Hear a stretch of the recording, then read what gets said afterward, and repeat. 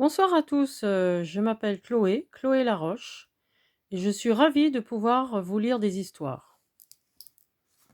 Alors, vous verrez que dans ce livre, on va regarder les images et vous pourrez lire en même temps que moi.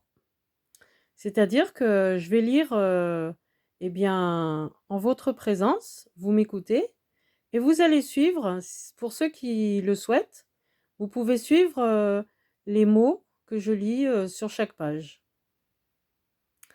Donc je vous invite à entrer dans le livre avec moi. Et vous voyez, je suis accompagnée par plein de petits personnages qui sont là. Des animaux, une petite fée qui attend impatiemment la lecture.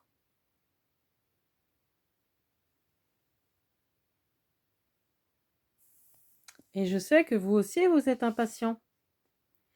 Donc je vous propose ce livre Trotte Marmotte.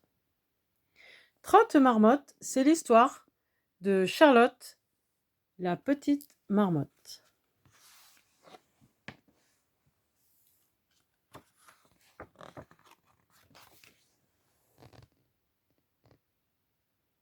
Alors Charlotte, elle laisse des empreintes derrière elle. Ce sont ses traces de pas.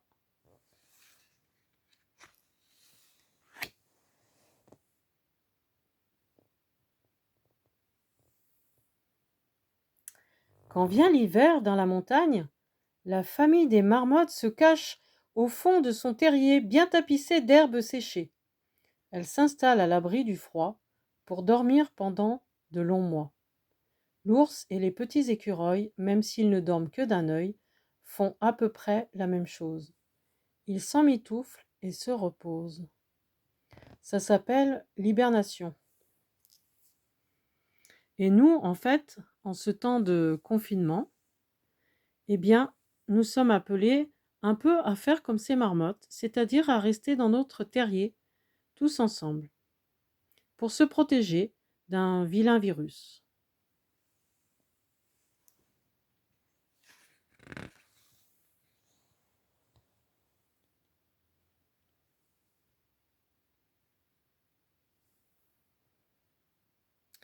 Mais Charlotte, la petite marmotte, ne veut pas aller se coucher. Elle a encore envie de jouer avec Éloi, le petit chamois, qui reste tout l'hiver dehors. Sa maman lui crie: Charlotte, ne fais pas la sotte. Tu vas geler le bout de ton nez. Viens donc au chaud dans la maison. Tu verras comme il y fait bon. Mais Charlotte n'en fait qu'à sa tête, et en quelques pirouettes, elle s'enfuit dans le bois avec son ami Éloi. Éloi, qui est le petit chamois. Découragée, la maman marmotte demande à sa voisine l'hermine si elle veut bien aller récupérer cette petite coquine et la ramener au terrier. Après avoir beaucoup cherché, l'hermine finit par trouver Charlotte et lui dit: Si tu acceptes de venir te mettre au lit, je te raconterai toutes les histoires que je garde dans ma mémoire. Alors Charlotte décide de rentrer à la maison. La voilà même pressée de se coucher, sur son lit d'herbe séchée, pour mieux écouter.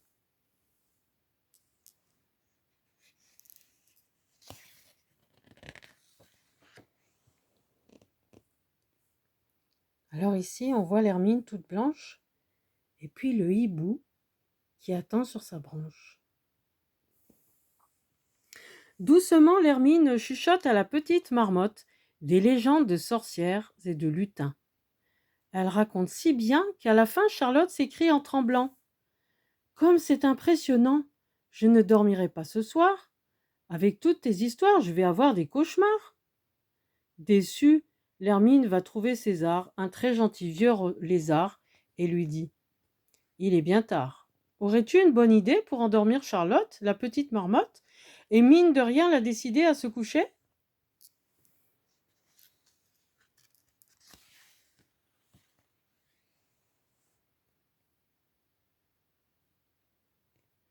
César est un vieux malin, qui d'habitude s'y prend très bien avec tous les petits coquins, qui ne veulent pas dormir. Alors il vient près du lit de Charlotte et lui dit: Je parie que tu ne sauras pas compter, sans te tromper ni t'arrêter, toutes mes écailles. Charlotte trouve ce jeu rigolo et se met à compter aussitôt, sans se tromper ni s'arrêter, toutes les écailles que César porte sur son dos. Cela dure si longtemps qu'au bout d'un certain moment, César se met à bâiller et bientôt même à ronfler.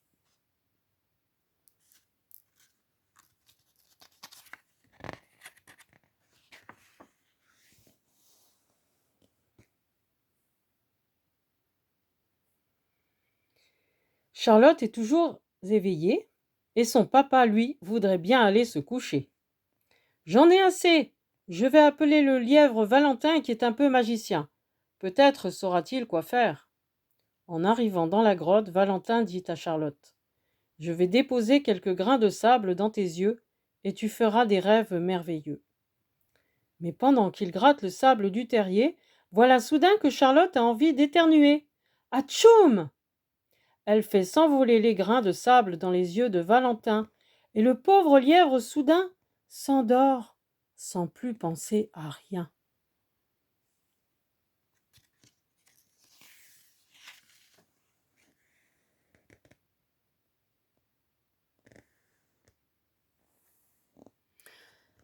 Cette fois, les parents de Charlotte sont vraiment contrariés.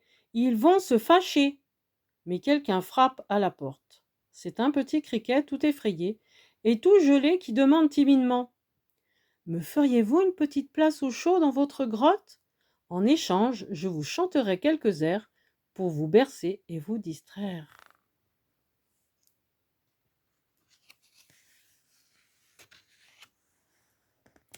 Les marmottes veulent bien. Et elles écoutent les refrains du charmant petit criquet. Ces chansons sont si réussies que les marmottes réjouies ne pensent plus à se coucher. Même César est réveillé. L'hermine se met à danser. Vous la voyez, l'hermine, là, toute blanche ? L'hermine se met à danser. Valentin a gambadé et les marmottes à sautiller. Charlotte s'est tant amusée qu'elle se sent un peu fatiguée. Elle se roule en boule et s'endort à poings fermés. Enfin ! Bientôt, tous les invités partent sur la pointe des pieds. Les marmottes se mettent au lit. Alors, pour que leurs rêves soient jolis, au fond de la tanière endormie, le petit criquet poursuit sans se lasser sa mélodie. Et qu'est-ce qu'on aperçoit ici ? L'ours. L'ours qui hiberne aussi.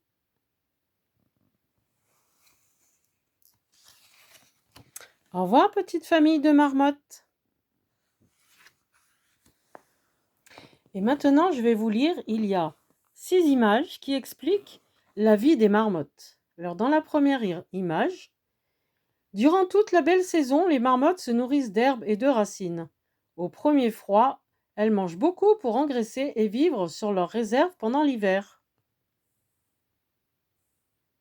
Dans la deuxième image, chaque famille a son terrier, une tanière tapissée d'herbes sèches aménagée sous les rochers.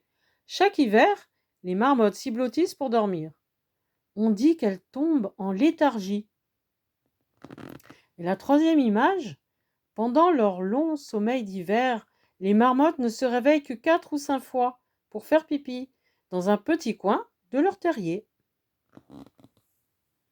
Dans la quatrième image, à la fin du printemps, lorsque la neige a fondu et qu'il fait moins froid, les marmottes se réveillent. De nouvelles petites marmottes naissent vers le mois de juin. Et dans la cinquième image, les marmottes adorent gambader dans la montagne et dans les bois en poussant des cris assez forts, mais elles sont craintives. Elles ont bien raison, car on les chasse pour leur fourrure. Et dans la sixième image, pendant que ses compagnes gambadent, une marmotte fait le guet sur un rocher, près du terrier. À la moindre alerte, elle siffle pour prévenir les autres du danger.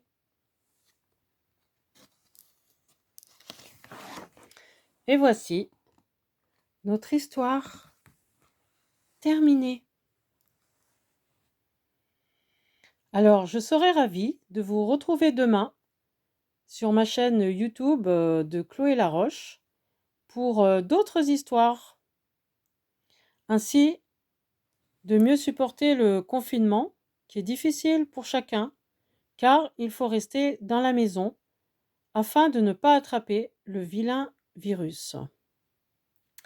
Voilà, et bien je vous donne rendez-vous pour demain et pour les autres jours, pour d'autres histoires. Et je vous souhaite une très belle nuit avec de gros bisous à tous. Au revoir.